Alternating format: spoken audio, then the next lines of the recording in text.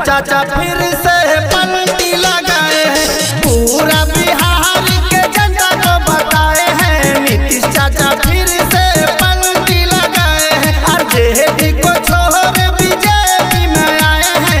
पलटू चाचा फिर से पलटी लगाए हैं, फिर से पलट गई गोविंद बिहार, गोविंद बिहार।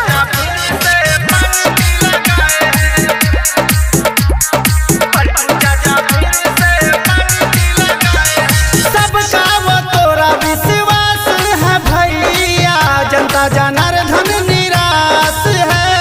2024 में याद रखिएगा नीतीश चाचा को। धोखा पे धोखा दे करके चाचा सबका करता नाश है। पलट गया हो तोरे के भरोसा अपना कुर्सी बचाए हैं।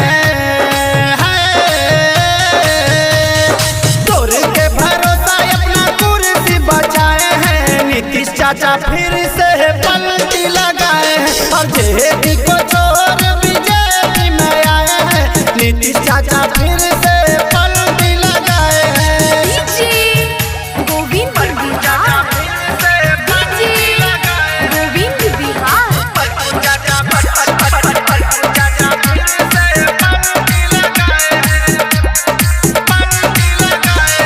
होता नहीं विकास बिहार में, राजनीति का चक्कर है, सबको पता चल चुका है। लालू यादव का बेटा तेजस्वी से ले लिया फिर टक्कर है, भारी पड़ेगा। असगर अकेला राजा सबको बताए हैं। असगर अकेला राजा सबको बताए हैं। नीतीश चाचा फिर से पलटी लगाए हैं, और जेडी को